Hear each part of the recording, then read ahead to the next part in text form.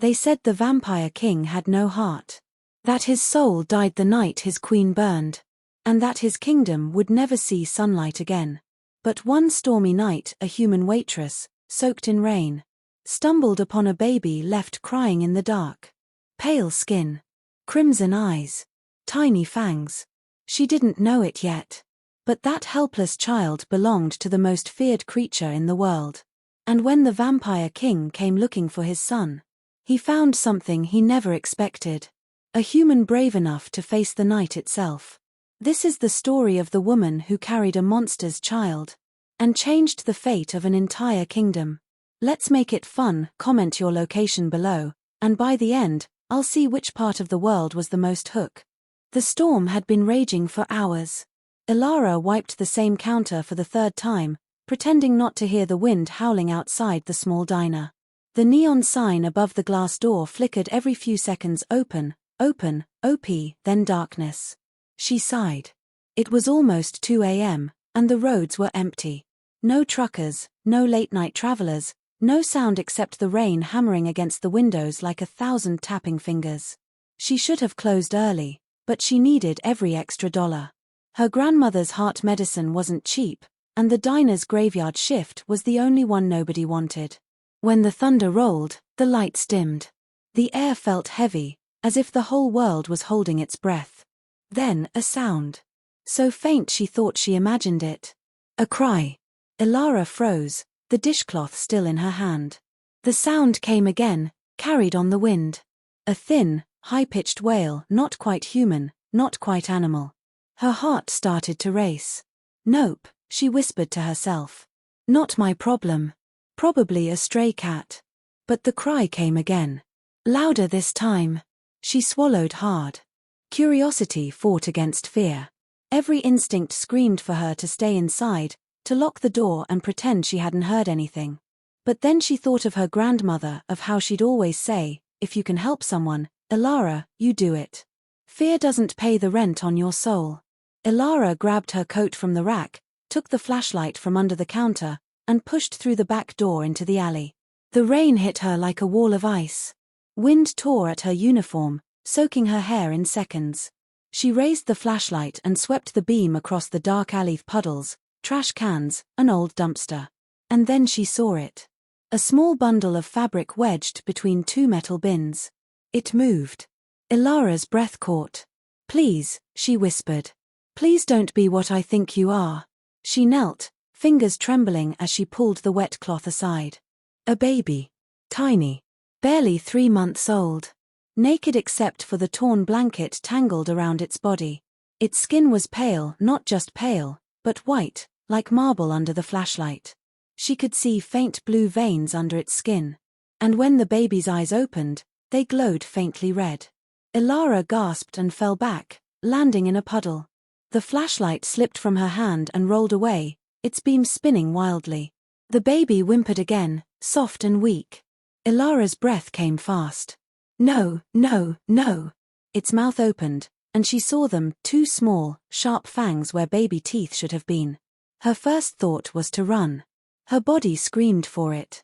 But the sound the baby made wasn't a growl. It wasn't even threatening. It was the sound of something cold, terrified, and dying.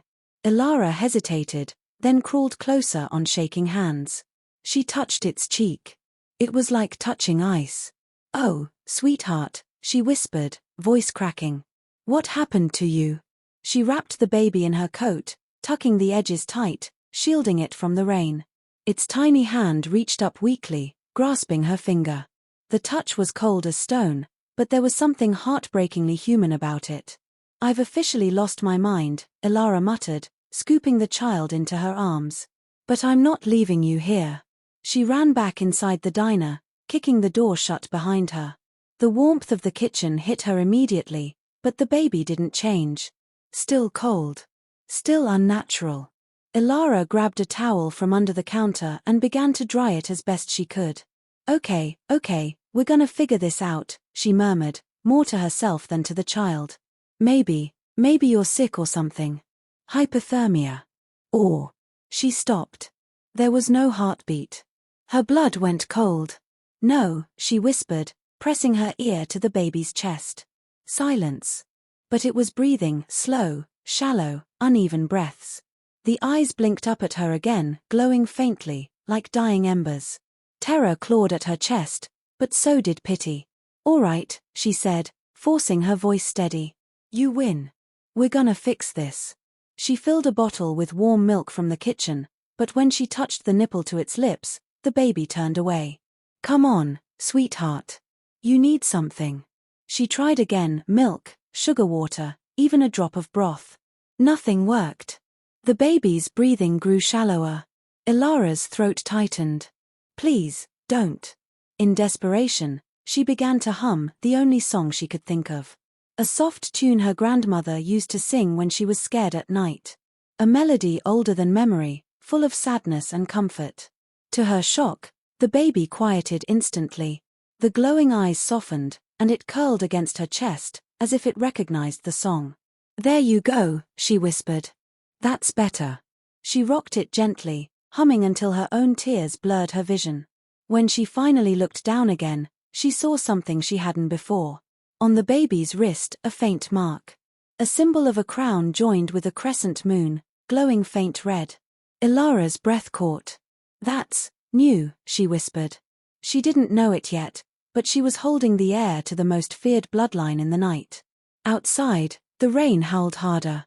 Far away in the mountains, a pair of crimson eyes snapped open. The vampire king had found the trail of his missing son. Morning never really came. The sky stayed gray, the rain never stopped. Ilara hadn't slept. She sat in the corner booth, wrapped in a blanket, the baby nestled against her chest. He hadn't cried since the lullaby. He was quiet now, peaceful but cold as ever. She tried to make sense of what she'd seen. The fangs. The eyes. The symbol. Her rational brain said no. Babies didn't have fangs. Eyes didn't glow. Symbols didn't pulse with light. And yet, there he was. Breathing, tiny chest rising and falling, faintly glowing under the shawl. She brushed a strand of hair from his forehead. "Who are you, little one?" He stirred at her voice but didn't wake. Hours passed. The storm outside began to calm, though thunder still rolled in the distance. Around dusk, headlights cut through the wet window glass.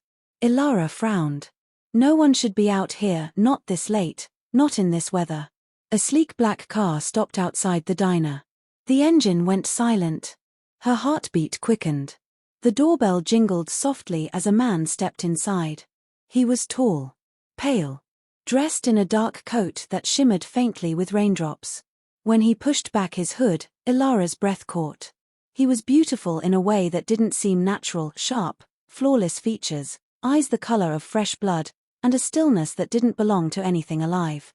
Weary open, Ilara managed, clutching the counter for support. "Take any seat you like." The man didn't move. His gaze swept the empty diner with unnerving precision. "You're alone," he said softly. It wasn't a question. Ilara's pulse hammered. "My cook called in sick." Storm scared everyone off. She forced a shaky smile. "What can I get you?"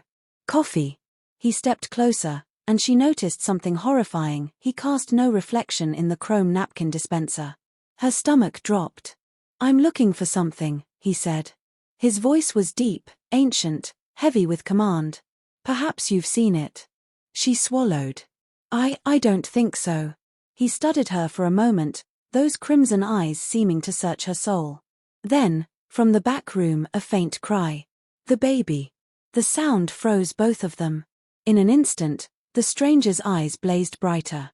He moved, faster than sight, crossing the room in a single step. His hand slammed against the back office door. Ilara jumped up, panic flooding her chest. "No. Please." She threw herself between him and the door, trembling. "Don't hurt him," she shouted. The man stopped. Up close, he was even more terrifying, inhumanly still, every line of his face carved from shadow and sorrow. "Move aside, human," he said. No, her voice shook, but she didn't budge. "You'll have to go through me." For a moment, he just stared at her. Then, something flickered in his expression. Surprise. Confusion. The baby cried again. And suddenly, His face changed. The fury vanished, replaced by something raw, desperate, broken. That sound, he whispered, voice trembling. I know that cry. Ilara's eyes widened. You're looking for him, aren't you? His gaze snapped back to her. Where did you find him? Behind the diner, she said quickly. Last night. He was freezing. I thought he was. The door burst open behind her. Ilara gasped as the man swept past her, moving so fast the air seemed to ripple. He froze mid-step. The baby lay in the makeshift cradle of folded aprons, wrapped in Ilara's shawl. The stranger, no, the king, dropped to his knees beside the child. That song, he whispered suddenly, voice breaking. How do you know that song? Ilara blinked, confused. What song? The lullaby, he said. The melody you hummed just now. Oh, she stammered. It's just something my grandmother used to sing. His eyes widened. For the first time, he looked truly shaken. My queen sang that song, he said softly. Every night to our son. Before she was murdered. He reached for the baby, and for a heartbeat, the child opened his glowing eyes. Then he smiled faintly, and began to cry again, reaching not for the vampire, but for Ilara. The king's expression crumbled. What have you done to him? He demanded, standing, eyes blazing. Nothing, she cried. I held him, I kept him warm. He is my heir, the man shouted. The blood of kings. He should. But the baby's cries grew louder, more desperate, until Ilara instinctively reached for him. The moment she took him into her arms, he quieted. The child nestled against her chest and fell instantly asleep. The silence that followed was deafening. The vampire king, tall, terrifying, immortal, stared at her as if she had rewritten the laws of the world. Explain to me, human, he said slowly, voice trembling with restrained fury, why my son, the crown prince of the night court, rejects his own father's touch but clings to a mortal waitress like she is his mother. Ilara met his gaze, heart pounding, voice barely a whisper. Maybe he just knows who saved his life. The wind moaned outside, and in the dim light of the diner, the two worlds, human and vampire, faced each other for the first time. Neither knew it yet, but the storm that had brought them together was only beginning. The storm outside had faded to a cold drizzle, but inside the diner, the air was still charged like the echo of lightning that refused to die. Ilara stood frozen, the baby pressed against her chest. Across from her, the vampire king's eyes glowed like liquid fire. His expression was unreadable, fury and heartbreak trapped in the same stillness. He moved suddenly. Not towards her, but to the window. The faintest shimmer rippled through the glass as he peered into the night, scanning the trees, the distant hills. They'll come for him, he said, almost to himself. They'll scent my air soon. Ilara blinked. Who will? He turned his gaze back to her, and the weight of it made her knees tremble. My enemies. Those who murdered his mother. Those who would burn a kingdom just to watch me kneel. Her voice came out small. You mean, someone did this? Left him out there? The vampire's jaw tightened. They took him from the cradle 3 nights ago. Burned the nursery to ash. My queen died defending him. His voice softened, and for the first time, Ilara heard the pain behind the power. I've searched every shadow since. The baby stirred at the sound of his father's voice, tiny fingers curling into Ilara's shirt. The king watched, and something in his expression faltered. He never used to cry when I held him, he murmured. Before all this. He's scared, Ilara said gently. And confused. You both are. The king's eyes snapped to hers, sharp and inhuman again. Do not presume to understand me, human. Ilara squared her shoulders. I'm not trying to understand you. I'm trying to keep this baby alive. For a heartbeat, silence hung between them, thick as fog, alive with tension. Then the baby whimpered again, and she swayed instinctively, humming the lullaby under her breath. The same melody as before. The king froze. That song, he whispered again, almost reverent this time. How does a human know it? I told you, Ilara said quietly. My grandmother used to sing it. Said her grandmother taught her. It's just a lullaby. No, he shook his head. It's not. That song belongs to my bloodline. It was sung only by queens, for centuries. No mortal should know it. Ilara frowned. Well, maybe your queen and my grandmother were connected somehow. The vampire's gaze darkened. You speak as though fate ties us together. She sighed. Fate or not, you can believe whatever you want. I just know he's safe with me. The words hung between them. A challenge and a truth. For the first time, the king, this creature of ancient authority, looked uncertain. Safe, he echoed, as though the word were foreign. Nowhere is safe. He turned toward the window again. The rain outside had stopped, but mist coiled along the road. A howl echoed somewhere far off in the mountains. He made his decision. You're coming with me, he said abruptly. Ilara blinked. Excuse me? You and the child. His tone brooked no argument. If they find you alone, they'll kill you both. Who? She demanded. Who's they? The ones who betrayed me, he said simply. The ones who want the royal line destroyed. Ilara shook her head. I'm not going anywhere with you. You just broke into my diner and accused me of witchcraft. His expression softened for the briefest moment, the first crack in his icy composure. You're alive because you defied me. Most don't get that chance. That's supposed to make me grateful. It's supposed to make you smart. He took a step closer. His presence filled the room, an ancient shadow pressing down on every corner. You've already been marked by his bond. They'll sense it. What bond? She asked, clutching the baby tighter. Look at his wrist, he said. The royal mark has spread. She did. The faint crimson glow had deepened, lines of light now trailing faintly up his forearm, pulsing softly with every tiny breath. What's happening to him? The blood recognizes protection, the king said. It's trying to anchor itself to whoever saved him.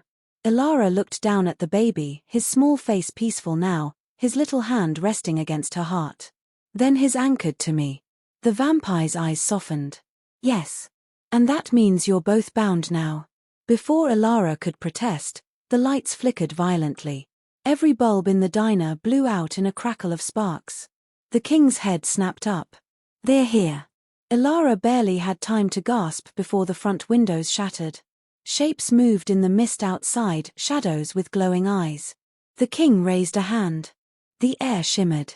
A wave of black mist exploded from his palm, sealing the broken window in a wall of shadow. He turned to her. Hold him tight. What are you? The floor vanished beneath her feet. For a moment, there was only wind and darkness, the world twisting in impossible motion. She tried to scream, but the air tore it from her lungs. The baby cried once, then everything went still. When Ilara opened her eyes, they were standing in the ruins of a vast stone building. Moonlight streamed through shattered windows. The storm was gone. Where are we? She whispered. The Monastery of Shadows, the king said. No one can enter without my permission. He looked down at her, rain still glistening in his dark hair, eyes burning in the cold light. Welcome to the night court, human. The monastery smelled of dust, stone, and old prayers. The silence pressed against Ilara's ears, broken only by the baby's soft breathing. She followed the vampire through long hallways lit by flickering candles. The air was cold enough to bite. Is this your home? She asked quietly. No, he said. A refuge. My real home lies in ruins. His voice darkened. Like everything else I built. They entered a vast chamber with high-arched ceilings. Faded murals covered the walls, scenes of night skies, crescent moons, and crowned figures. In the center stood an altar carved with strange runes. Varek motioned to a nearby chair. Sit. He'll be safe here.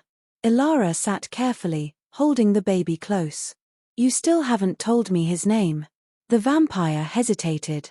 I hadn't given him one, he admitted. His mother wanted to name him Adrian, after her father. Ilara smiled faintly, glancing down at the baby. It suits him. Varek turned away. For a moment, his mask slipped. She saw grief flicker through his face like a shadow crossing the moon. How long has it been? She asked softly. Since you lost her? 3 nights, he said, voice heavy. But to me, it feels like centuries. Ilara didn't know what to say.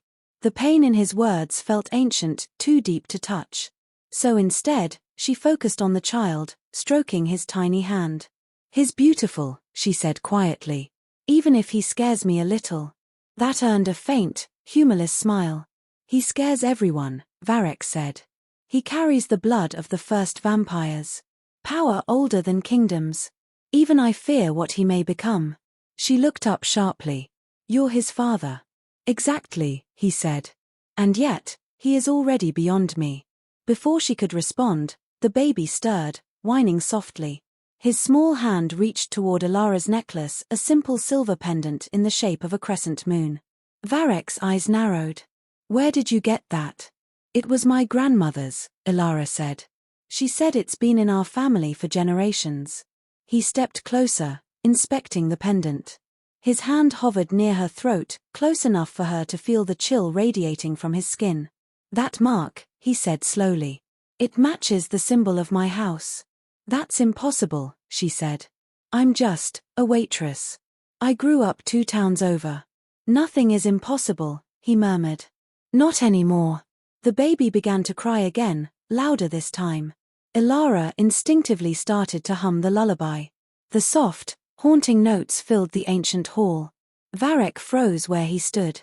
His eyes closed briefly, and when they opened again, they glimmered with something like pain. "She used to sing that every night," he whispered. "My queen." She said the song would protect him from darkness. Ilara's voice softened. "Then maybe it's still doing that." He turned away sharply, as if the thought itself hurt. "Rest while you can," he said. "I'll stand guard." But rest didn't come easily. Hours passed. The candlelight flickered. The storm outside grew louder again, strange, echoing thunder that seemed to come from deep underground. Ilara dozed in the chair, the baby asleep against her chest. Her dreams were full of shadows, a woman's voice singing the same lullaby, her face hidden by moonlight. Then a scream shattered the silence. Ilara jerked awake. The door to the hall exploded inward. Varek was there in an instant, his sword black as obsidian, drawn from nowhere. "Stay behind me," he ordered. Figures poured through the doorway, vampires, but not like him. Their eyes burned wild with hunger. Their armor was marked with a different crest, jagged, crude, blood-red. "Traitors," Varek hissed. One of them laughed, his voice low and cold. "The mighty king of night, hiding with a human? How far you've fallen." "Leave her," Varek growled. "Your fight is with me." "Is it?" The rebel leader's grin widened. "Because from what I hear, your son refuses your touch. Seems he's already chosen a new family." Ilara's heart pounded. The baby stirred, sensing danger. "Run," Varek said, not looking back. She hesitated. "I can't just go." She bolted through the side door, clutching the baby, racing through dark corridors lit only by moonlight. Behind her, steel clashed against steel. Sparks flew. The rebels shouted, and the king's roars shook the walls. She burst into what looked like a chapel, broken pews, an altar of cracked stone. Her breath came fast, echoing off the walls. "Okay, Ilara," she whispered, voice shaking. Think. Think." There was nowhere to hide except a narrow alcove behind a statue. She ducked into it, covering the baby's mouth gently. "Sure, please don't cry, please." Footsteps thundered closer. The rebel leader's voice echoed through the chapel. "You can't hide, human. The king can't protect you forever." Ilara squeezed her eyes shut. She could feel the baby trembling in her arms. "It's okay, sweetheart," she whispered. "It's okay, I'm here." She began to hum again, softly, barely audible. The same lullaby. Outside the alcove, the rebels hesitated. The melody floated through the ruined air like a ghost. The leader's tone changed, colder, but quieter. "That song." He stepped closer. "My mother used to sing that before the queen forbade it. Before she called it her own." Ilara's heart nearly stopped. She could see his shadow stretching across the wall. "You shouldn't know that song," he hissed. "No one should. The queen stole it from us, from the people." He lunged. Ilara ducked as his claws slashed the air where her head had been. She rolled aside, clutching the baby. The child began to cry, a high, sharp sound that cut through the darkness. A red glow flared from his skin. The air trembled. Then an explosion of crimson light. The force threw the rebels backward. Energy pulsed outward in waves, shattering the stained glass windows and sending shards spinning like knives. Ilara hit the ground hard, vision blurring, the baby crying in her arms as the light surrounded them in a dome of burning red. She heard the rebels scream. She saw them fly against the walls, crushed by unseen power. Then everything went still. She tried to move, but her limbs felt heavy. Warmth spread down her side, blood. Her blood. The baby's hand reached toward her face, tiny fingers trembling. His eyes glowed brighter, tears of light spilling down his cheeks. Ilara smiled weakly. "I tried," she whispered. "I really tried." Darkness closed in. The last thing she heard was the sound of wings, a rush of air and power as something vast and furious descended from the sky. The king had come. The sound that broke through the monastery was not thunder, it was wrath. The great doors exploded inward, scattering stone and fire as King Varek appeared in the entryway. Shadows twisted around him like living things. His eyes blazed a color that wasn't just red but the hue of burning stars. He didn't walk, he arrived, tearing through air and distance like a storm given form. What he saw turned the world silent. The chapel was a ruin. The walls burned with red light. His son sat in the middle of the floor, surrounded by a dome of shimmering energy that crackled with power. Outside it, rebel vampires lay broken, bones shattered, armor scorched. And beside the barrier, lying in a pool of blood, was Ilara. Varek's heart, the one he believed had died with his queen, twisted painfully in his chest. Clara, he whispered the wrong name first, the name of his dead wife. Then, softer, Ilara. The baby's cries filled the hall. He crawled toward the barrier, pressing his tiny hands against the inside. His eyes glowed bright enough to cast light across the shattered stone. Varek dropped to his knees beside the barrier. "My son," he said softly, touching the surface. It burned his skin. "It's all right. Father's here." The dome pulsed once, defensive, distrustful. "He doesn't trust you," said a voice behind him. Varek turned slowly. Commander Kale, his once loyal general, staggered to his feet, clutching a shattered sword. His armor was torn open, his chest streaked with blood. He laughed weakly. "He trusts her," Kale spat. "A human. A mortal who sings stolen songs." "You led them here," Varek said. "You betrayed your oath." "I served the court," Kale hissed. "Not your weakness. Not this, corruption." Varek's eyes narrowed. "You served your own envy." Kale lunged. Varek moved faster than sight. A black blur, a hiss, and the commander's body hit the far wall. When it fell, it didn't rise again. The other rebels began to stir. Varek didn't give them the chance to speak. His power burst outward, a wave of shadows that ripped through the room, swallowing everything in silence. When the darkness lifted, no one but him and the child remained alive. He turned back to the barrier. The baby was still crying, his tiny fists pressed against the glowing wall. "It's protecting her," Varek realized. Not itself. The barrier pulsed, reacting to his voice. He knelt beside Ilara's body and touched her neck. There was a pulse, faint, fading. He exhaled shakily, still breathing. For the first time in 3 nights, something like hope pierced the darkness inside him. He pressed his hand against the barrier again. "Let me in, little one. Let me save her." The baby only cried harder. Varek looked down at Ilara.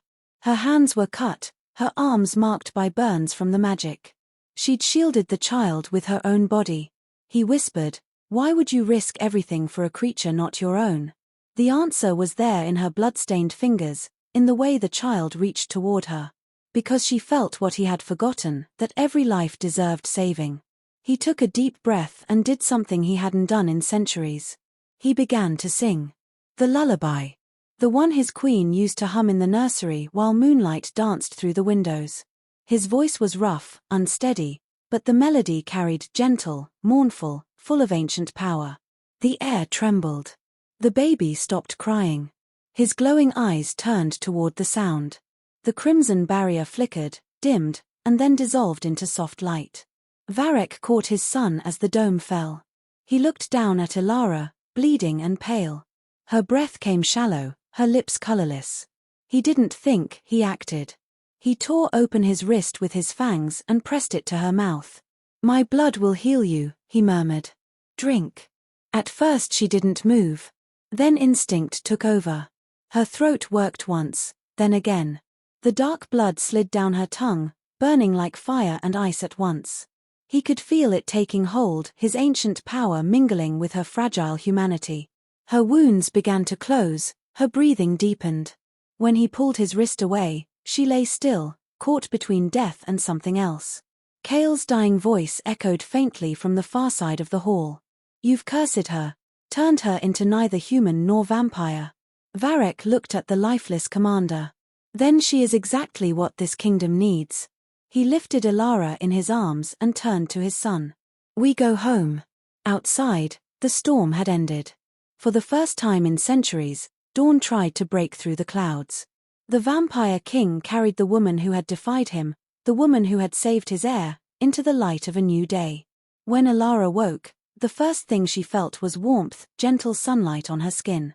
She blinked, expecting the diner ceiling, but found instead a vaulted chamber lined with black marble and silver embroidery. The walls shimmered faintly, alive with reflected light.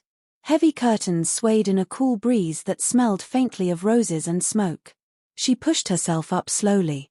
Pain rippled through her body, but her wounds were gone. Only faint scars traced her arms like silver threads. Then she noticed her reflection in a tall mirror. Her eyes glowed faintly, not red, but gold, like sunlight caught in honey. "What?" she whispered. "What happened to me?" "You lived." The deep voice came from the balcony. Varek stood there, his cloak rippling in the wind, the baby, his son, cradled in one arm. Ilara's breath caught. You brought me here?" He turned to her, his face carved from shadow and exhaustion. "You left me no choice." She looked around the enormous room. "Where is here?" "The citadel of night. My palace." He stepped closer, his presence filling the space like a tide. "And, for now, your prison." "My what?" "Until I know whether I can trust you," he said simply. "You carry my blood now." Ilara stared at him, horrified. You gave me your blood." "It was the only way to keep you alive," he said. "You were dying. My son would have lost the one person he trusts." She pressed a trembling hand to her chest. "So now I'm what? A vampire?" "Not quite." His gaze softened. "You're something. Between." Her head swam. "So you saved my life just to trap me?"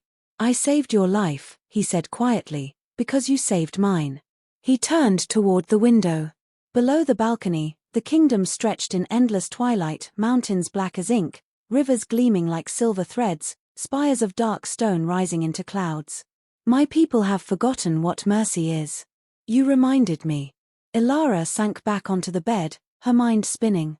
"Why did those vampires attack?" "They called me a witch." "They feared you." Varek's voice hardened. "The song you sang, the mark on the child's wrist, even your necklace, they're all symbols of the royal bloodline. To them, that makes you a threat. So, because I can sing a song your queen sang, I'm the enemy. In this world," he said, "knowledge is more dangerous than power." He turned and handed her the baby. "He hasn't stopped crying for you." The moment she took him, the child quieted, nestling against her with a contented sigh. The warmth that filled her chest was almost painful. "You see," Varek said softly, "even my blood cannot compete with your humanity." Ilara looked down at the infant's tiny face. "He doesn't need a king," she said. "He needs a father." Something flickered in Varek's eyes, guilt, maybe. "I don't know how to be one," he admitted. "I was raised to rule, not to feel." "Then start learning," she said simply. For a long moment, he just stared at her, as if no one had ever spoken to him like that before. He finally sighed, the edge in his voice fading. "You speak to me like I'm a man, not a monster." "Maybe because you keep acting like both," she said. A faint smile ghosted across his lips, the first true smile she'd ever seen from him. "You're bold for a human." I'm alive because I didn't faint the first time I saw you, she said. I think I've earned bold. He actually chuckled, low, surprised, rusty with disuse. The sound made the baby stir and reach toward him. For the first time, the child's small fingers brushed his father's hand without fear. Varek froze. His throat worked once, then twice. Slowly, he turned his palm upward and let the baby grasp his finger fully. He doesn't fear me, he whispered. Not anymore. Ilara smiled softly. Because he knows you now. He looked at her again, a strange light in his eyes. You don't realize what you've done, do you? I sang a song and didn't die, she said. That's enough for 1 week. Varek shook his head. You've done more than that. My son's barrier, that power hasn't existed for 3 generations. It manifests only when true love surrounds him. Somehow, your heart awakened ancient magic. Ilara stared. Love. I just wanted to save him. And that, he said, is why it worked. He turned to the balcony again, his cloak whispering over the marble. You should rest. The court will gather soon. They'll demand answers. What kind of answers? She asked. The kind that decide whether you live among us or die as a heretic. Ilara swallowed hard. And you? I'll decide, he said. For now, you're under my protection. He paused at the door. You have my blood in your veins. No one may harm you without answering to me. When he was gone, the room fell silent again. Ilara looked down at the baby, sleeping now in her arms, his small hand clutching the edge of her sleeve. I guess it's just you and me again, she whispered. The child's eyes fluttered open, not red this time, but a soft golden hue that mirrored hers. For a heartbeat, the world outside the window seemed to shift, the clouds parted, and a beam of pale sunlight spilled across the mountains. Ilara stood, carrying him to the balcony. She stepped into the light without fear. It warmed her skin instead of burning it. Far below, vampires walking the streets shielded their eyes, confused. The dawn had not touched their kingdom in centuries. Behind her, unseen, Varek watched from the shadows, his face unreadable. The sunlight brushed his hand, and for the first time since his queen's death, it didn't burn. He whispered, What are you, Ilara? The next night came heavy with whispers. Ilara was led through the long black corridors of the castle, following 2 silent guards dressed in armor that shimmered like the night sky. Their eyes glowed faintly, reflecting her like twin mirrors. The baby, Adrian, was asleep in her arms, bundled in the shawl she'd brought from her world, the only bit of warmth left from her human life. They stopped before 2 vast doors carved with scenes of war and moonlight. As the guards pushed them open, cold air poured out like a living thing. The great hall of the vampire court stretched endlessly. Pillars rose like the trunks of ancient trees, their marble veins pulsing with faint red light. 100 vampires stood along the sides of the room, dressed in shades of black and silver, eyes burning like scattered embers. Every one of them turned to look at her. At the far end of the hall, Varek sat on a throne of carved obsidian, motionless as a statue. Only his eyes moved, tracking her approach. Step forward, he said. His voice filled the hall, echoing off stone and shadow. The guards stepped back, leaving her alone in the wide open space. She took a shaky breath and walked toward him, each footstep echoing like a heartbeat. The nobles whispered among themselves. That's her, the human who holds the prince. She carries the king's blood. She should be executed before her corruption spreads. Ilara kept walking. She told herself she wouldn't show fear. Not now. Not after everything. When she reached the dais, Varek stood. This is Ilara, he said, his voice carrying like thunder.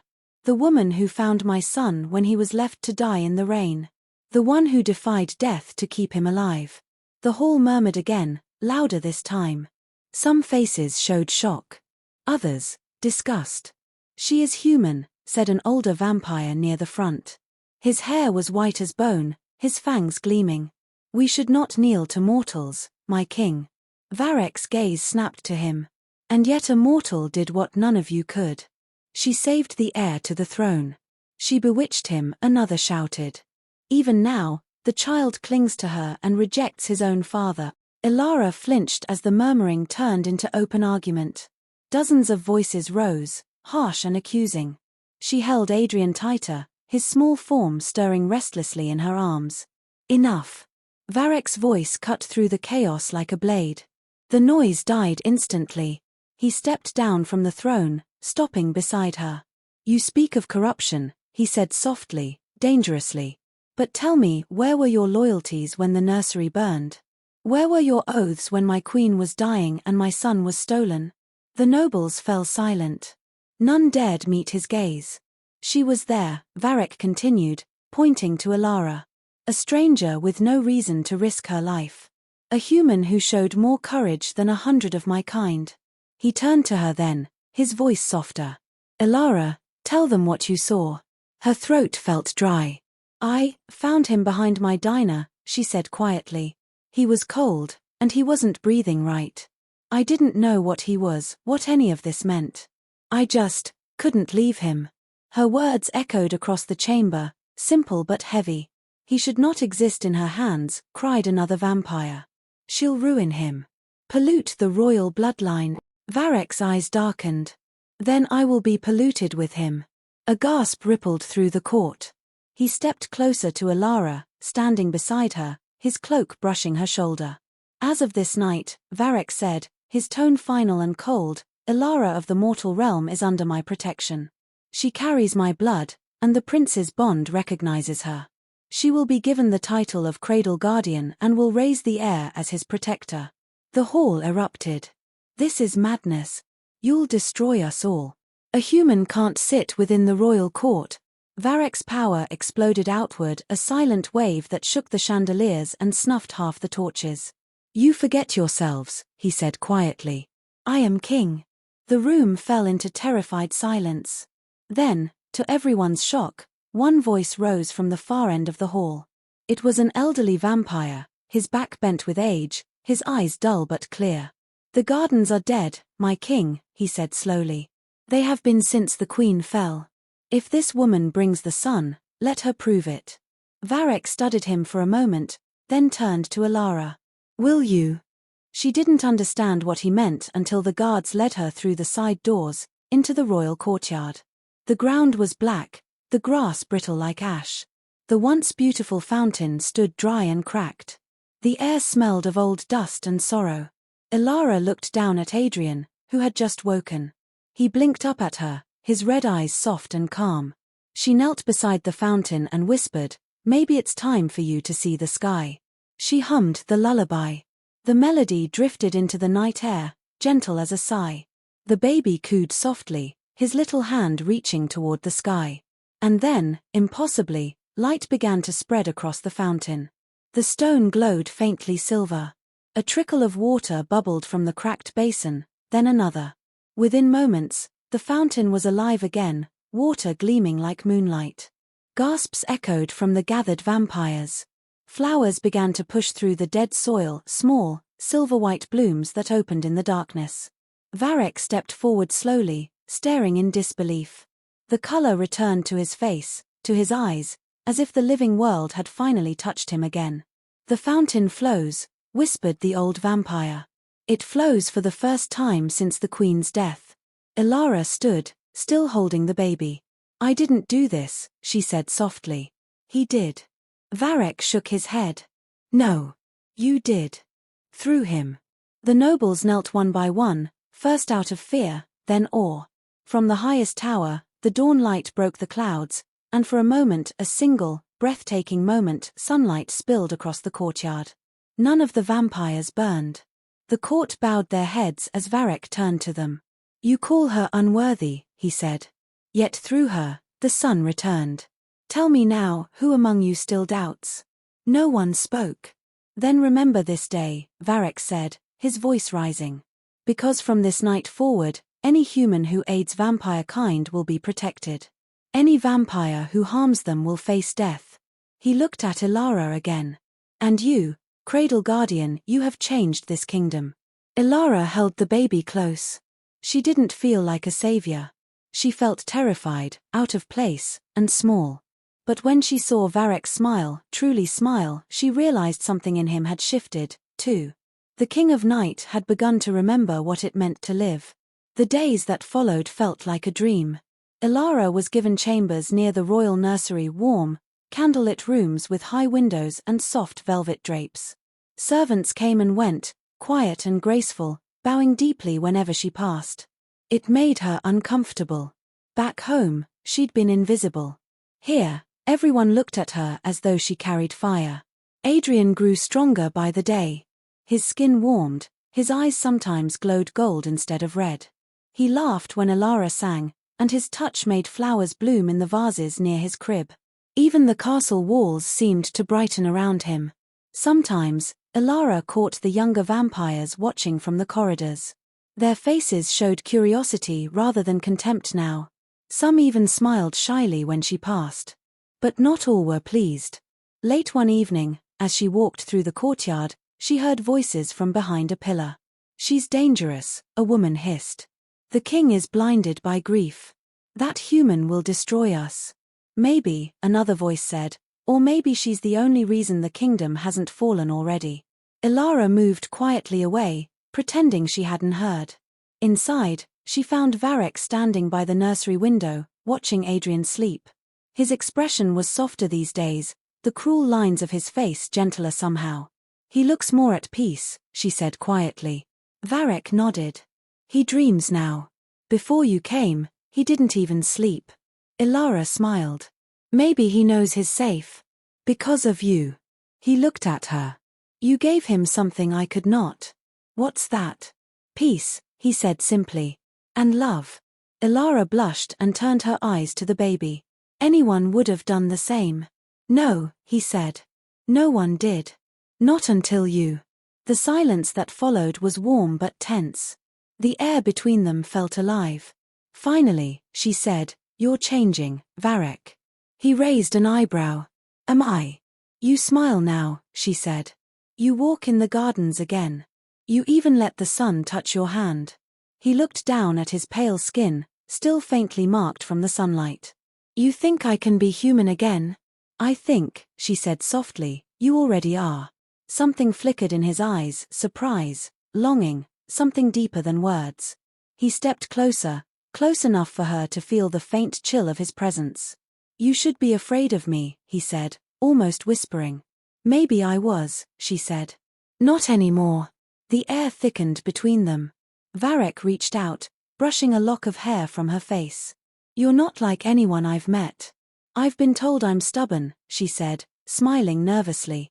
He chuckled quietly. "Stubborn," he repeated. "And brave. That combination has rewritten centuries of my kingdom." A sudden noise broke the moment, the faint toll of the warning bell echoing from the distant towers. Varek's face darkened instantly. "The court summons me." He turned toward the door, his cloak swirling around him like smoke. Before leaving, he glanced back. "Stay with him. Whatever happens, do not leave this room." "What's wrong?" she asked. But he was already gone. Moments later, the castle trembled. The sound of shouting drifted through the halls. Ilara clutched Adrian, her heart pounding. She ran to the window. Below, in the courtyard, dozens of armed vampires were gathering, their armor glinting, their banners unfamiliar. "Rebels," she whispered. "Again." She turned as the nursery door creaked open. A tall figure stepped through, a woman in crimson armor, her hair silver as moonlight. "Lady Celine," Ilara breathed. She recognized her from the court. "What's happening?" Celine smiled, but it was cold. "You shouldn't be here, human." "What do you mean?" "The king has lost his mind," Celine said. "He would trade our purity for peace. He thinks your kind can change us. I intend to prove him wrong." She drew a curved blade from her belt. Ilara backed away, clutching the baby tighter. "Don't come closer." Celine's eyes glowed. "You should have stayed in your little diner." But before she could strike, a shadow burst through the window, solidifying into Varek himself. His cloak whipped like black flame. "Touch her," he said, "and I'll end you." Celine hissed. "You protect her like she's your queen. Maybe she's more than you'll ever be," he said. They clashed. Steel rang, sparks flying. Celine's movements were lightning fast, but Varek's fury was faster. In one motion, He disarmed her and sent her sprawling against the far wall. "This ends now," he said. Selene spat blood, glaring up at him. "You'll destroy us all for her." "No," Varek said, stepping closer. "She's the reason we might still survive." He turned to Alara, who stood trembling but unhurt. "It's over," he said softly. But she could see the fear in his eyes. He knew this was only the beginning. That night, the castle was silent again. Alara stood on the balcony with Adrian in her arms, watching the moon rise. Varek joined her, his face unreadable. "The court won't forgive this," he said. Selene had many allies. Alara looked at the moonlight gleaming on the mountains. "Then we'll just have to prove them wrong." Varek looked at her, the moonlight painting his face in silver. "You speak as if you plan to stay." She smiled faintly. "Maybe I already have." And in that quiet moment, with the infant sleeping between them and the cursed kingdom breathing again under a living sky, the king of vampires realized that somewhere between fear and faith, he had begun to fall for the mortal who had saved his world. The air in the citadel was heavy that evening, thick with something Alara couldn't name, too still to be calm, too dark to be safe. She'd learned to recognize it by now, the way the castle seemed to breathe differently before danger. The courtiers had been quieter all day, their glances sharper, whispers shorter. Varek had noticed too. He'd sent extra guards to the nursery and forbidden her from leaving after sunset. Alara had obeyed, though unease gnawed at her chest. Adrian had fallen asleep against her shoulder, his tiny hand curled around her necklace. Outside, thunder rumbled far in the east. The storm was coming again. Varek stood on the upper balcony, staring down at the main courtyard. His council had gathered below, more nobles than usual. Too many. They demanded an audience, their message thinly veiled as concern. He didn't trust concern. Not anymore. From this height he could see the torches burning along the walls, the black banners hanging motionless in the wind. The sight of his own kingdom filled him with pride and dread in equal measure. He'd built this world from ashes. Now it was crumbling from within. "My king," said his aide, a younger vampire named Darin. "The council awaits." Varek's jaw tightened. Let them wait a little longer. Fear sharpens honesty. Darin hesitated, then bowed and left. When Varek finally turned from the window, a shadow moved behind him. "Selene should have died," said a voice. It was low, cold, familiar. Varek didn't flinch. "She should have. But I was merciful." "You mistake mercy for weakness," said Lord Rhys, one of the oldest nobles in his court. His skin was pale as frost, his eyes a dim silver that caught the candlelight. "She betrayed you. Others will too. Then they will die," Varek said simply. "Is that why you're here? To remind me of my throne?" Rhys's lips curled in a faint smile. "No, my king. I'm here to see what kind of throne you think you still have." Before Varek could speak, the first explosion echoed through the hall. The castle shuddered. Varek turned to the window. Down in the courtyard, fire erupted among the soldiers. Arrows, flaming, barbed, poisoned rained from the towers. "Rebels." Rhys laughed softly. "The night court falls tonight." Varek's eyes blazed. "Not while I still draw breath." He disappeared in a burst of shadow. Alara woke to the sound of screaming. The baby stirred, frightened. She rose quickly, cradling him against her chest. From the corridor came the clatter of weapons, the crash of doors breaking. "Not again," she whispered. The guards stationed outside shouted something in the vampire tongue. Then silence. Her door burst open. A soldier stumbled in, his armor cracked, blood running down his face. "My lady," he rasped, "they're inside. You must go. Now." Ilara's heart thundered. "Where?" "The lower tunnels," he said. "Follow the servant's path by the kitchen. Hurry." An arrow struck him in the back. He fell before he could finish. Ilara bit back a scream. She ran. She clutched Adrian tight, his cries muffled against her shoulder as she sprinted through the long corridors. The castle glowed red with firelight, shadows twisting like snakes across the walls. The servants' passage was narrow and cold, the floor slick with water. She ran barefoot, her heart hammering in her ears. Behind her, The clash of steel grew louder. She reached the lower hall just as the main doors crashed open. Dozens of rebels poured in, armor blackened, eyes burning. One of them spotted her. There. The human witch. Ilara ducked into an alcove, panting. "Please, not now," she whispered to the baby. "Please don't cry." But Adrian whimpered anyway. The sound drew them closer. A hand seized her shoulder. She twisted, biting down hard. The vampire roared, throwing her against the wall. The impact knocked the breath from her lungs. He raised his sword. And then, out of the smoke, came a blur of darkness. Varek. He landed between her and the soldier, his hand closing around the blade's edge. Steel hissed against his skin but didn't cut. The rebel looked up in horror. "My king. You are no subject of mine," Varek said. The rebel's head hit the ground before his body did. Varek turned to Ilara. "Are you hurt?" She shook her head, dazed. "No, but the others. They'll hold," he said. "We end this here." Another explosion shook the walls. Dust fell from the ceiling. Varek handed her a dagger made of silver and obsidian. "If anyone touches him, I'll kill them," she finished, gripping the weapon. Their eyes met briefly, an understanding beyond words. He nodded once. "Stay behind me." They moved through the hall together, a blur of motion and fury. Varek's shadows slashed through the attackers, each movement elegant, lethal. The rebels fell one by one, but more kept coming. Ilara fought to protect the child, ducking behind overturned tables and broken pillars. The dagger felt strange in her hand, warm, almost alive. Every time she struck, light flared from its edge. A rebel lunged at her. She turned the blade instinctively.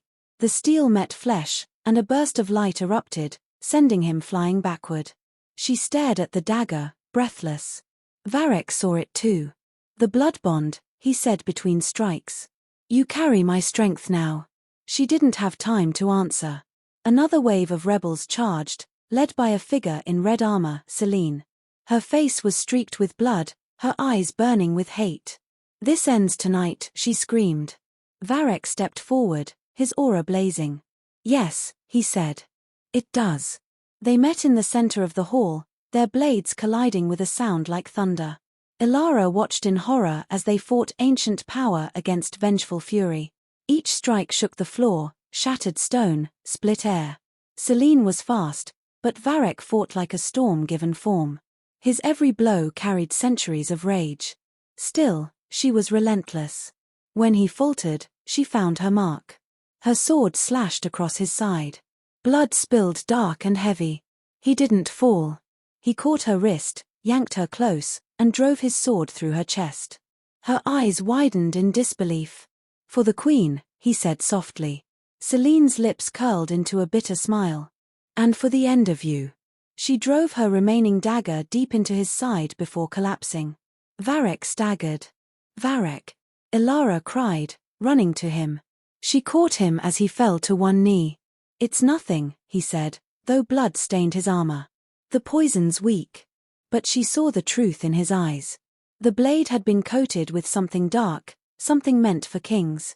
Adrian began to cry again, his wails echoing through the hall. The sound wasn't just a cry, it was a vibration, a pulse. The air shimmered, the fires flickered blue. Varek's eyes widened. Ilara, his power. The world exploded in light. When the light faded, silence fell. The rebels were gone, ash scattered across the floor. The fire was extinguished. The walls still glowed faintly, pulsing with life. Varek knelt on the marble, clutching his side. Ilara dropped beside him, trembling. "You're hurt. You need help." He smiled weakly. "You're still alive. That's enough." "Don't say that," she whispered, pressing her hands against his wound. Her palms burned, but she didn't stop. A golden light spread beneath her fingers, warm and soft. The bleeding slowed. His breathing steadied. He stared at her in shock. "What are you doing?" "I don't know," she said, tears falling. "Just stay." The light faded slowly. He looked at her differently now, not as a savior, not as a burden, but as something impossible. "The curse," he whispered. It's breaking. The castle was silent the next morning. Smoke rose from the ruined courtyards, the banners torn, the marble floors scarred. But the air felt different, lighter somehow. Alive. Ilara stood in the royal garden again, Adrian in her arms. The flowers she had brought back to life glistened with dew. For the first time, sunlight touched them fully. Varek stood beside her, pale and weary but alive. The wound had closed completely overnight. He watched her quietly, as though afraid to break the moment. "Do you remember the first time we stood here?" she asked. "I remember thinking I'd never see this place alive again," he said. Ilara looked at the fountain. Its water shimmered gold. "Maybe that's what you needed to see all along." He shook his head. "No. What I needed was you." She turned to him, startled. He held her gaze, unflinching. "When you came into my world," he said softly, "you brought something I thought I'd lost forever, hope." She looked down, flustered. "I didn't do anything special." "You risked everything for a child who wasn't yours," he said. "You challenged me, defied me, healed me. You reminded me what it means to be a king and a father." His words caught in the air between them, heavy with meaning. Adrian reached toward him, babbling happily. Varek smiled and took the child in his arms. The boy's eyes glowed softly, not red now, but gold. "He's changing," Ilara whispered. "No," Varek said, his voice trembling with wonder. "He's becoming what he was meant to be." The boy laughed and touched his father's face. Light bloomed where his fingers met Varek's skin, real sunlight, warm and pure. Varek looked up at the sky. The clouds were parting, the first dawn in centuries spilling across his kingdom. He raised his hand to it, waiting for the familiar pain. It didn't come. Tears glimmered in his crimson eyes. "It doesn't burn," he whispered. "Ilara, it doesn't burn." She smiled through her tears. "Because the curse is gone." Varek turned to her, light reflecting in his hair, in his eyes. "No," he said. "Because love broke it." For the first time, he stepped fully into the sunlight, Adrian laughing in his arms. The other vampires emerged slowly from the shadows, uncertain, frightened. But when they saw their king unharmed, they followed. One by one, they stepped into the light. The garden filled with laughter, real laughter, not the hollow kind that echoed in the halls before. Varek looked at Ilara. "You've changed us all." She took a deep breath, the sunlight warm on her skin. "Maybe we changed each other." As the morning bells rang across the valley, the King of the Night and the Woman of Light stood together among blooming flowers, their child between them, a bridge between two worlds, born of blood and compassion. The kingdom that had lived 1,000 years in darkness breathed again. And for the first time in memory, the dawn did not hurt at all. Peace, Ilara learned, was never silent, it was the quiet that trembled before the next storm. Weeks passed since the dawn broke over Varek's kingdom. The vampires learned to walk beneath sunlight again, uncertain, blinking against the brightness they had forgotten. Farmers returned to the old fields. The black rivers turned clear, and songs rose again from the towers of the citadel. The people called it the renewal. But Ilara felt unease threading through every joyful note. The light had returned, but shadows don't vanish, they wait. Every night, after Adrian fell asleep, she walked the palace halls and listened.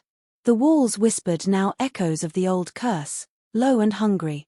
The bond that had saved her still hummed inside her veins, part of Varek's blood and part of something older.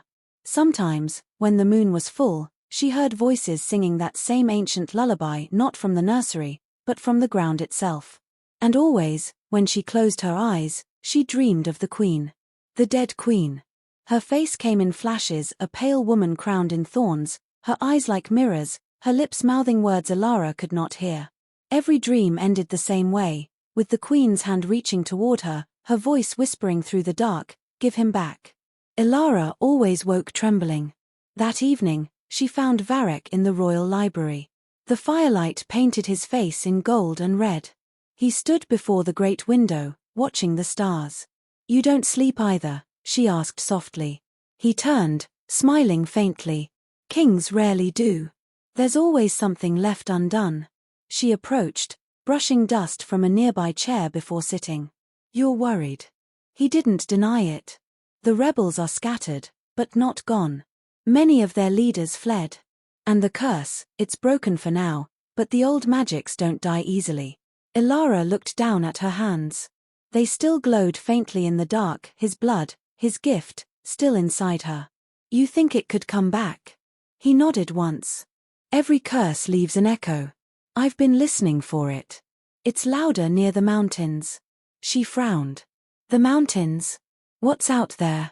Where the first kings were born, he said. And where the last war began. Ilara hesitated. Varek, there's something I need to tell you.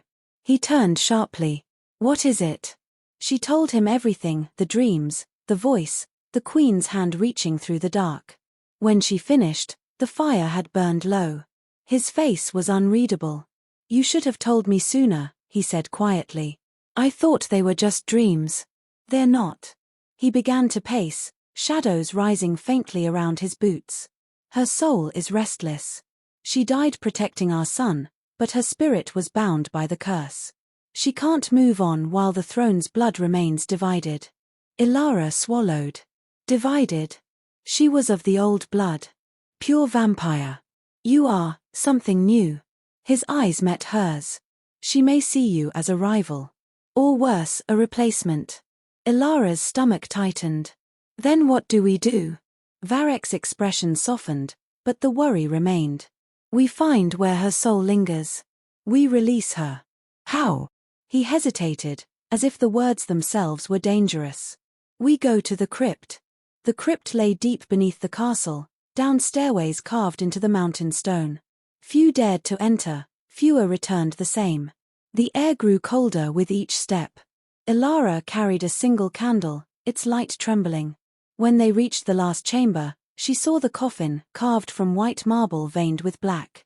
The queen's crown lay atop it, dusted with age, but the air still pulsed faintly around it, like a heartbeat.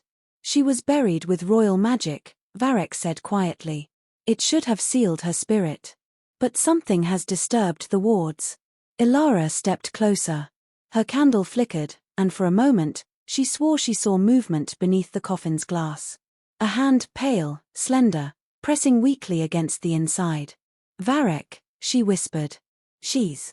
Before she could finish, the flame died. The chamber filled with cold mist. Varek's voice came low and sharp.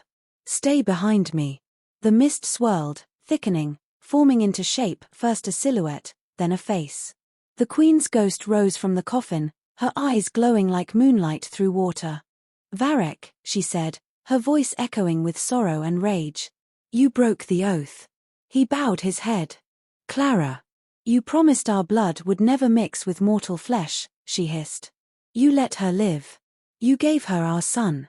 Ilara took a step back, the chill biting through her skin. I didn't take him, I saved him. The queen's gaze snapped to her. You carry his blood. My blood. You've stolen what is mine. Varek moved between them. She saved our child. Without her, there would be no air, no light, no kingdom. Then she must pay for it, the queen said coldly. Her hand rose. The air rippled, and the marble cracked. Shadows burst from the floor, wrapping around Ilara's legs like vines. Varek shouted, Clara, stop.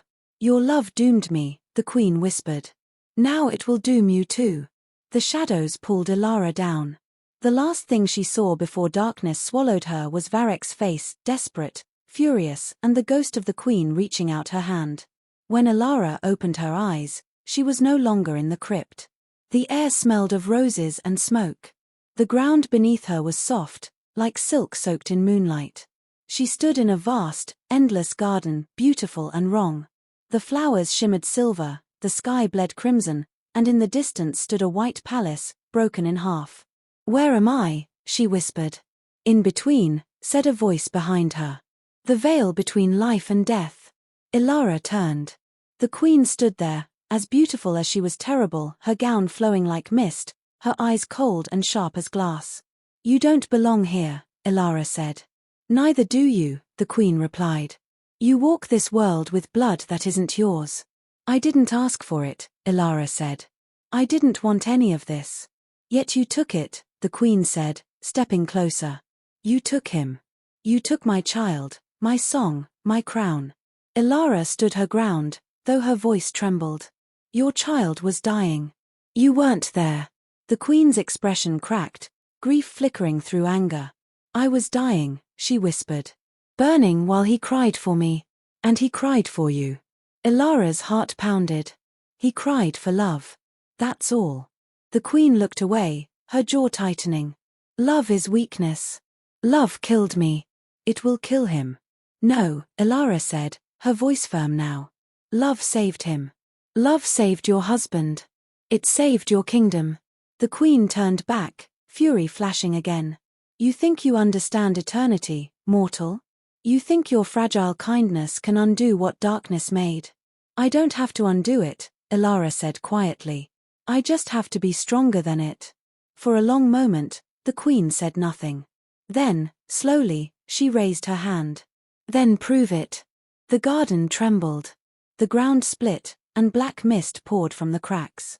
Figures emerged, phantoms of the past, vampires twisted by hatred, soldiers of shadow. Their eyes glowed red as they surrounded Ilara. The queen's voice echoed. Show me your worth. Ilara gripped the dagger Varek had given her. The light inside it flickered to life, warm and gold. The shadows lunged. She fought. The dagger moved as if guided by memory. Every strike released bursts of light that burned the ghosts into dust. But they kept coming, hundreds of them, endless. Her arms ached, her breath came ragged, but she didn't stop. Why fight for what isn't yours? The queen's voice called. Because it is mine now, Ilara gasped. Because they're my family. She slashed through the last phantom, falling to her knees as the mist dissolved. The garden fell silent. The queen stood a few feet away, her expression unreadable. Slowly, she stepped forward. You would fight the dead for him? Yes, Ilara said. And for you, if I could. The queen's eyes flickered, anger giving way to something softer, sadder. He still sings my song, she whispered. Even after all this time. Ilara nodded. He still loves you. Tears glimmered on the queen's cheeks. And you? I don't want to replace you, Ilara said softly.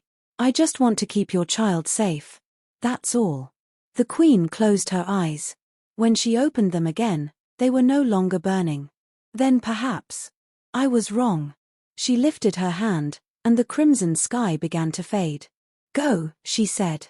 Take care of them both. Tell Varek. I forgive him. Ilara hesitated.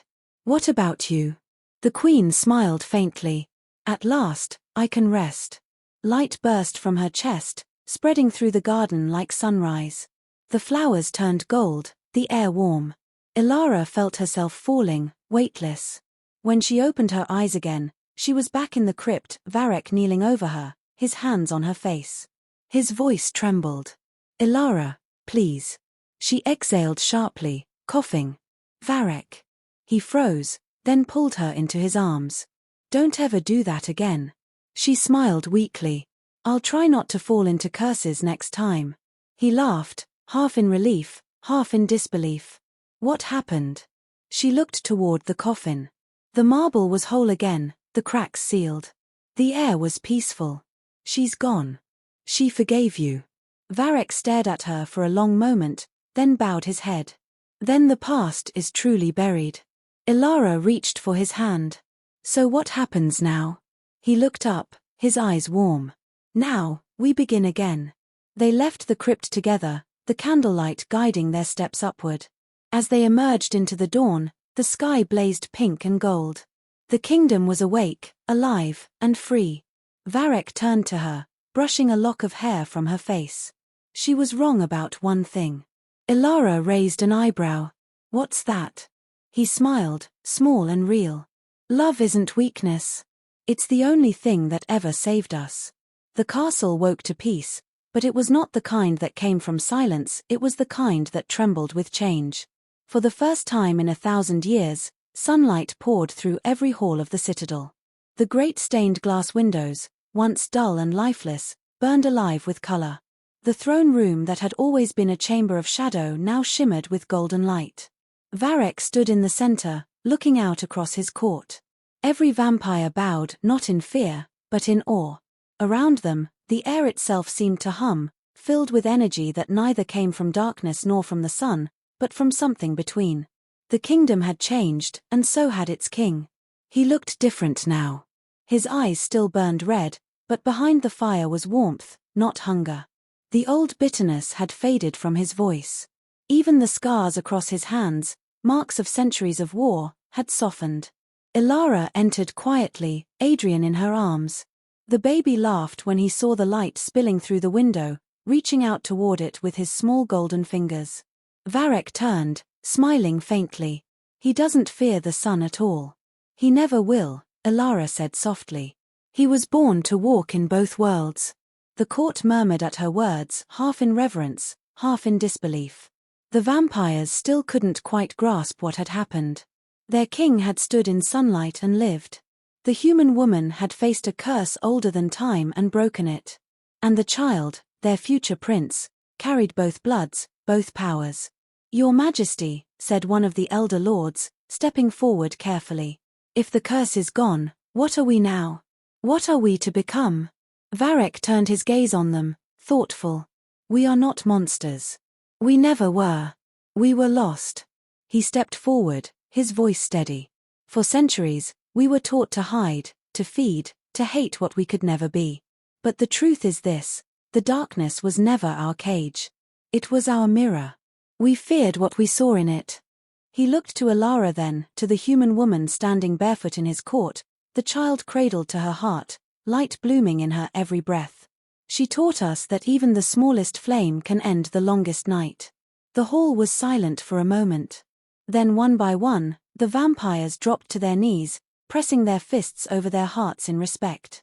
Ilara, Varek said softly, turning toward her. The court must know you not as an outsider, but as one of us. She blinked. Varek. You are no longer just the cradle guardian, he continued. You are the light-blooded queen. The bridge between our worlds. The words hit her like thunder. She looked around the hall, seeing the bowed heads, the hope in their faces. I'm not a queen, she said weakly. I'm just. You are the reason we live, he said, voice gentle but final. That's more than any crown could ever mean. He took her hand and led her toward the throne. For the first time since his reign began, two figures stood beside that seat, king and queen, darkness and dawn, together. The old vampires lifted their heads, eyes glinting with tears they hadn't shed in centuries. The kingdom knelt before them both. Later that day, when the court had dispersed, Ilara found herself alone in the gardens again. The air was warm, the fountain sang softly, and the white roses had begun to bloom across the black soil. She sat by the water, dipping her fingers into the stream. The reflection that stared back wasn't quite human anymore. Her eyes gleamed faint gold, and her skin carried a faint shimmer like starlight hiding under flesh. She was changing. But it didn't frighten her. Not anymore. Varek joined her quietly. He always moved like the night, silent, certain. You shouldn't disappear from your own coronation, he teased lightly. I needed air, she said, smiling. Too many people staring. He sat beside her, looking out across the flowers. They stare because they see something new. A world reborn. Ilara glanced at him. Do you ever miss it? Miss what? The old world. The quiet, the shadows. Varek thought for a moment. I miss what I used to believe strength was. I thought power was fear, and control meant peace. But now I know, strength is holding on to hope even when everything burns. He reached out, brushing his thumb along her cheek. You taught me that. She laughed softly. I didn't teach you anything. You just remembered. They sat there for a long time, saying nothing. The sound of the fountain filled the air, and above them, birds, real birds, flew across the brightening sky. Adrian toddled across the grass, chasing the light that danced on the water. Every time he giggled, the flowers leaned toward him as if they recognized their prince. Varek smiled faintly. He'll rule one day. Do you think they'll accept him? She asked quietly. Someone who's both. They'll have no choice, he said simply. He'll be the proof that we can be more than what we were. Ilara leaned her head on his shoulder. And you? What about me? Will you finally rest? He looked at the horizon. The sun was sinking, painting the mountains in gold and scarlet. Rest, he said softly. Maybe someday. But not tonight. That night, the first celebration of dawn was held in the citadel. The vampires gathered under the open sky, torches burning alongside lanterns filled with captured moonlight. Music filled the courtyards, low, haunting melodies mixed with laughter. Ilara wore a gown of silver and white, its hem glowing faintly. Varek stood beside her, cloaked in black trimmed with sunlight-threaded gold. Together, they watched as their people, once creatures of the dark, danced under the stars. It was not a kingdom of monsters anymore. It was something entirely new. And for the first time, Ilara didn't feel like she had stepped into someone else's story. This was hers, too. Years passed. The citadel changed. The old walls that once kept the sun out were now lined with mirrors, scattering light through every corridor. Markets bloomed under twilight skies. The once empty plains outside the castle filled with both humans and vampires, living side by side. They called it the era of dawn. Ilara had become more than a queen. She was a symbol, a living legend among both worlds. Some said she was blessed by the first flame, others said she was half divine. But to Varek, she was simply the woman who had walked into his darkness and refused to leave. The years had not touched her much. His blood in her veins slowed time, but she still carried her humanity, every heartbeat, every worry, every soft word that reminded the king he was still a man. Adrian grew quickly. At 5, he could summon light with his hands. At 10, he could call shadows. By the time he reached 15, he could control both at once, a power no one before him had possessed. He was the living bridge between night and day. One afternoon, as the sun dipped low over the valley, Ilara found Varek standing alone on the highest balcony. He was older now, not in face, but in weight. Centuries of rule rested heavy on his shoulders. "You've been quiet lately," she said gently. He smiled faintly. "Kings think too much." She joined him, gazing out over the kingdom below. Villages glittered with lanterns, rivers gleamed silver. Children, both human and vampire, played in the streets together. "You did it," she said softly. "You gave them peace." "We did," he thought, but didn't say it aloud. For a long while, they stood there, hand in hand. Then Varek spoke again, his tone quiet but steady. "Do you ever wonder what comes next?" Ilara looked at him. "For us. For all of it," he said. "After peace. After this." She smiled. "Then we build something worth keeping." Varek nodded slowly. "Perhaps you should teach me how." She laughed quietly. "You're still learning." "I always will be," he admitted. They stood together as the sun finally touched the mountains. For the first time in memory, its light lingered long after it should have faded, soft, golden, endless. The eternal dawn. That evening, the court gathered again, not for war, not for judgment, but for celebration. Adrian's coming of age. The throne room shimmered with silver banners, the sound of bells filling the air. The boy stood tall beside his parents, light and shadow flickering between his hands like living fire. Varek looked out across his people. "For centuries, we lived in fear of what we could not understand," he said. "We hid from the light and hunted in the dark. But this child, our child, proves that both can live together." The crowd bowed low. Varek turned to Adrian, resting a hand on his shoulder. "You are the first of your kind," he said softly. "But not the last. Lead with strength. Rule with compassion. And never forget what your mother taught us, that love is not weakness." Adrian nodded, his golden eyes bright. "I won't, father." The court erupted in cheers. The sound rolled through the citadel, echoing beyond its walls, across the rivers, through the valleys where the living and undead now shared one dawn. Ilara stood beside them both, watching as the child she had once found in the rain stood crowned beneath the stars. Her heart was full. When the ceremony ended, Varek turned to her, eyes shining. "Do you remember the night you found him?" She laughed softly. "I remember the rain. The fear. The strange man who broke my door." He smiled. "And now look at us. From a diner to a throne," she teased. "Quite the promotion." He chuckled, low and warm. "For both of us." They watched Adrian step into the courtyard, the light of 1,000 torches reflecting in his eyes. The people chanted his name, half human, half vampire, the future of both worlds. Varek looked at Ilara again. "Whatever happens next," he said quietly, "you'll never face it alone." She leaned into him. "I know." Above them, the sky shifted, the stars brighter than ever, the moon glowing gold instead of white. The light touched every corner of the kingdom, from the tallest tower to the farthest forest. And there, beneath that endless glow, the King of Night and the Queen of Dawn stood together, their son between them, watching the world they had remade. A world no longer divided by light or shadow.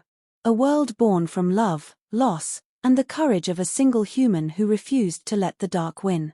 They said the dawn never ended after that day.